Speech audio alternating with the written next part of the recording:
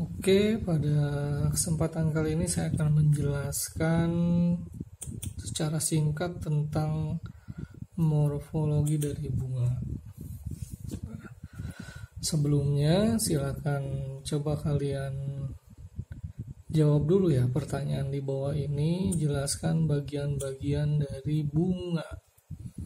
Kemudian jelaskan tata letaknya, kelamin bunga, posisi bakal buah, bunga majemuk, dan macam-macam dari bunga majemuk. Apa sih jawaban dari pertanyaan-pertanyaan yang disebutkan tadi? Silakan dijawab terlebih dahulu. Bunga itu merupakan organ modifikasi dari daun dan juga batang, berbagai macam warna dan juga bentuknya dari bunga-bunga tersebut. Tata letak bunga ada 3, aksilari, terminal, dan juga cauliflora. Aksilari itu ketiak, terminal ujung, cauli batang. Nah, ini ada bagian-bagian bunganya. Ini adalah pedicel atau tangkai bunga, reseptakel dasar bunga, calyx, kemudian corolla. Ini ada stigma putik yang terdiri dari kepala putik, kemudian ada lagi tangkai putik dan ovarium. Di dalam ovarium itu terdapat bakal biji. Kemudian ada stamen, benang sari, terdiri dari kepala sari dan juga tangkai sari. Petal dan juga sepal itu disebut dengan periantrium atau perhiasan bunga. Ini masih bagian-bagian bunga, pistil tadi. Nah, kalau misalnya kita lihat apa yang ada di bakal buah atau ovarium, nah ini masing-masing ini semuanya adalah kantung embrio. Jadi ada 1, 2, 3, 4, 5, 6, 7, 8. Kemudian ini adalah anter atau kepala sari. Nah, di dalam kepala sari itu terdapat serbuk-serbuk sari. Kelamin bunga ada bunga banci, berkelamin tunggal, ada yang jantan dan betina, ada juga bunga yang mandul. Nah, berdasarkan jumlah kelamin yang terdapat pada satu tumbuhan dalam bunga tersebut, ada yang disebut dengan bunga atau tumbuhan berumah 1, tumbuhan berumah 2, dan juga poligam. Apa sih bedanya? Nah, perbedaannya silahkan kalian cari sendiri. Banyak referensinya. Kemudian susunan bunga itu ada yang terpencar, ada yang berkarang, ada juga yang campuran, kemudian simetrinya, ada yang asimetri, ada yang setangkup tunggal, ada yang setangkup menurut 2 bidang, ada juga yang beraturan. Simetri itu yang dapat dibagi secara rata. Jadi kalau misalnya ini adalah persegi panjang itu bisa dibagi menjadi 2 simetri, sini dan juga ke sini. Kalau misalnya itu adalah sebuah lingkaran, dia itu bersimetri banyak, sini ke sini, gitu, seperti itu.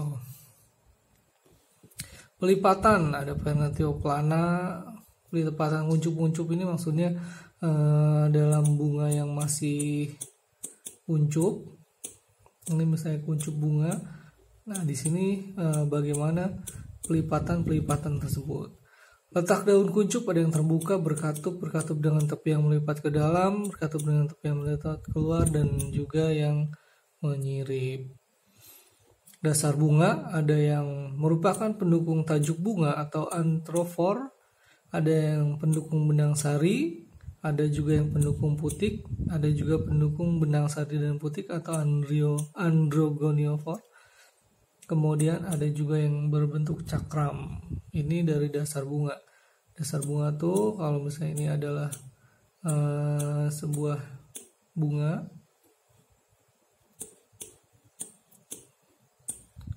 Misalnya ini di sini sebentar. Misalnya di sini adalah sebuah bunga.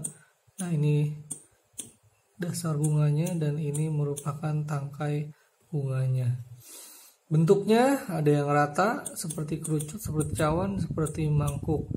Nah, duduk bakabu ada 3, hipo, peri, epi. Di atas setengah tenggelam, setengah tenggelam, dan juga epigin. Ini dibagi menurut letak dari si dasar bunganya ya, dari dasar bunga. Kemudian kelopak itu tersusun dari daun kelopak pada bunga. Daun-daun kelopak itu mempunyai sifat yang berbeda. Ada yang berlekatan, ada yang berbagi, bercangap, berlekuk. Berlekatan itu kalau di daun kan kemarin seperti misalnya daun yang seperti ini itu dia berlekuk. Nah, kemudian kalau yang berbagi, misalnya ini adalah aja tulang daunnya. Kalau yang setengah dari tulang daun itu berbagi. Nah, tapi kalau misalnya dia melebihi ke sini, setengah dari tulang daun itu berbagi.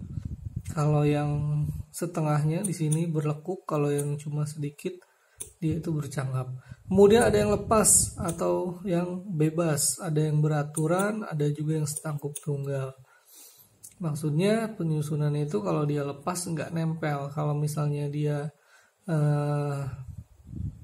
berlekatan, itu setiap kelopak bunganya menempel. Nah, misalnya pada kelopak bunga pada pohon terong ini, itu kelopaknya dia berlekatan.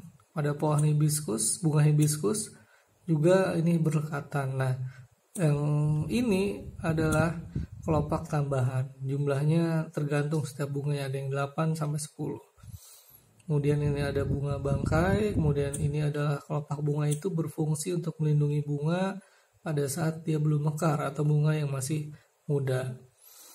Tajuk bunga atau mahkota bunga sifatnya sama seperti pada kelopak bunga, ada yang berlekatan, bebas, ada yang tidak ada atau sangat kecil, tidak menarik tajuk bunga. Biasanya mahkota bunga itu kan bagian yang menarik, tapi belum tentu mahkota bunga itu bagian-bagian yang menarik. Di sini analoginya sama seperti perempuan, mahkotanya apa? Rambut ya. Padahal tidak selalu seperti itu. Bagaimana dengan perempuan yang berhijab? Apakah rambutnya kelihatan? Enggak kan? Jadi mahkotanya yang mana? Mahkota itu bila pada perempuan tidak hanya rambut ya. Misalnya sifat-sifat yang terpuji itu merupakan mahkota dari perempuan. Mahkota bunga berdasarkan simetri, ada yang setangkup tunggal, ada yang beraturan. Nah, kalau yang beraturan itu ada yang berbentuk bintang, tabung seperti trompet, mangkuk, corong, lonceng. Kalau yang setangkup tunggal itu ada yang bertaji, misalnya pada tumbuhan anggrek bunganya. Ada yang berbibir seperti kupu-kupu, bertopeng, ada juga yang berbentuk pita. Tenda bunga itu dinamakan tenda bunga atau tepala jika dia serupa kelopak ataupun serupa tajuk. Atau jika kita tidak bisa membedakan antara mahkota dan juga kelopak bunga, itu disebut dengan tajuk bunga atau disebut dengan tenda bunga, tepala.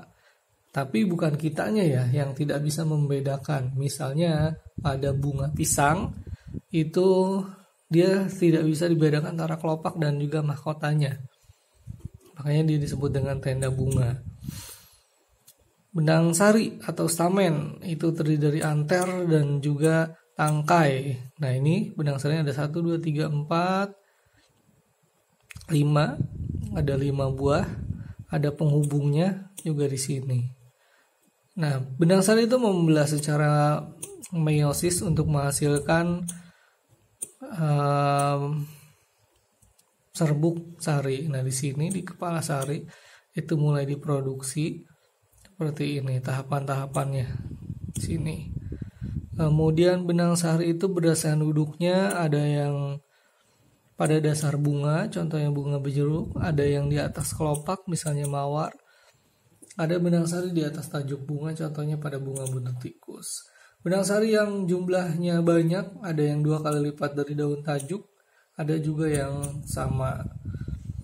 Tangkai sari berdasarkan jumlahnya, itu ada yang berberkas satu atau bertukal satu, monodelphus, misalnya pada bunga kembang sepatu, itu tangkai sarinya berberkas satu, bertukal satu, tapi dia itu banyak gitu kan ya. Tadi itu bunga kembang sepatu nih. Nah, ini benang sarinya jumlahnya banyak, nih tukalnya satu dia sini. Kemudian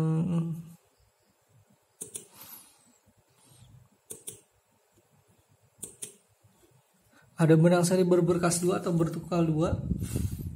Ada benang sari berberkas banyak atau bertukal banyak, contohnya pada bunga kapuk. Nah, ini yang disebut dengan gambar 7.5, diadelphus, stamen of all sweet pea flower, 9 in one group and one the other. Pada sweet pea flower, satu dia misah sendiri, kemudian ada 9 benang sari yang terdiri dari satu grup. 9 in one group and one in the other, itu disebut dengan stamen diadelphus. Nah, contoh lainnya pada bunga dadap, bunga telang. Kemudian stamen syngenesis, member of sunflower farm, misalnya pada tumbuhan bunga matahari, dia itu satu tangkainya terdiri dari 2 kepala sari. Kepala sari itu bentuknya ada yang tegak, ada yang menempel, ada yang bergoyang. Tegak, menempel, yang 2 ini bergoyang. Tentunya semuanya berkaitan struktur itu dengan fungsinya. Berdasarkan cara membukanya, ada yang celah membujur, melintang, kemudian sebuah liang dengan klep. Putik merupakan bagian yang paling dalam letaknya dan merupakan alat kelamin betina pada bunga.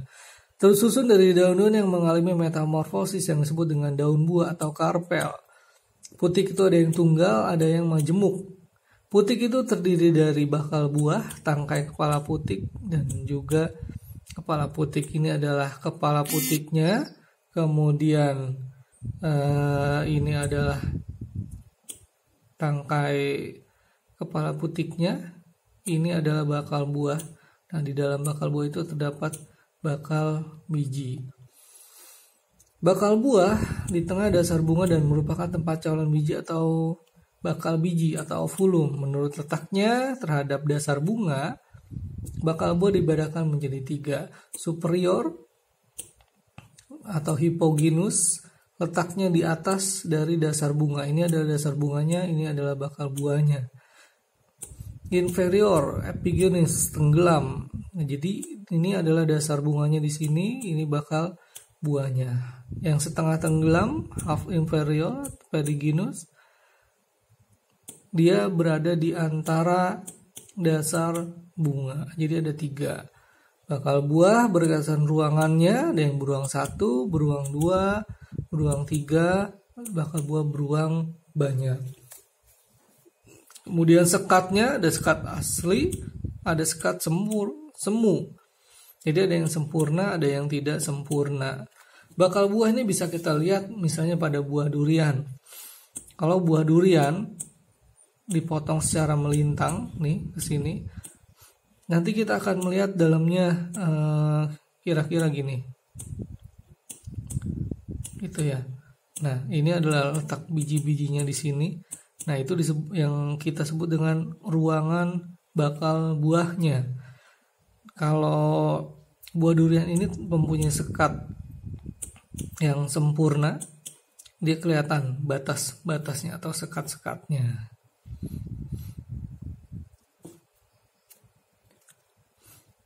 Kemudian ada tembuni. plasenta. Menurut letaknya ada yang marginal bila letaknya pada tepi daun buah, ada yang laminal bila letaknya pada helaian daun buah.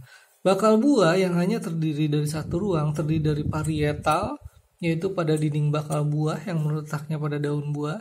Dibedain lagi nih, ada yang di tepi, di helaian daun buah, ada juga yang pada dinding helaian. Ada juga yang sentral, di tengah, di pusat. Kemudian ada yang aksilar, itu di sudut tengah. Nah, ini kita lihat di sini misalnya pada buah jeruk, aksilar ini di tengah sini. Kemudian ini parietal di tepi daun buah, ini di tengah presentral.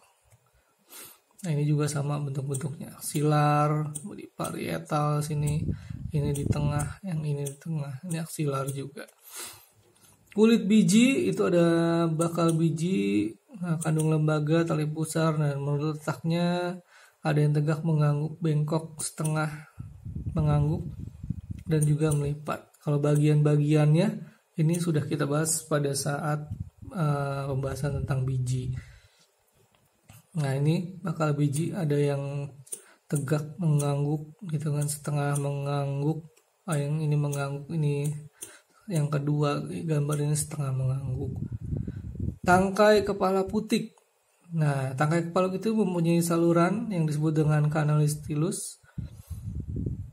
Kemudian tangkai putik pada umumnya berukuran lebih besar daripada tangkai sari karena dia ada ini kanal stilusnya. Nih. Ya, kanal stilus itu fungsinya untuk sebagai jalan dari inti serbuk sari nanti yang akan membuahi sel telur. Tangkai kepala putik itu ada yang bercabang, ada juga yang tidak. Jika bercabang, tiap ujung tangkai kepala putik itu mendukung satu kepala putik. Jadi pada tangkai kepala putik yang bercabang terdapat lebih dari banyak kepala putik daripada putiknya. Nah, jadi begitu serbuk sari jatuh sini, intinya akan masuk melewati kanal stilus ini untuk membuahi sel telur. Kepala putik menurut cara penyerbukannya ada yang seperti benang, misalnya pada bunga jagung, ada yang seperti bulu ayam, misalnya pada bunga padi, seperti bulu-bulu pada bunga kecipir, bulat misalnya pada bunga jeruk, ada yang seperti cawan, serupa daun mahkota, dan lain sebagainya. Nah, itu tentang morfologi dari bunga. Berikutnya kita akan membahas tentang bunga majemuk.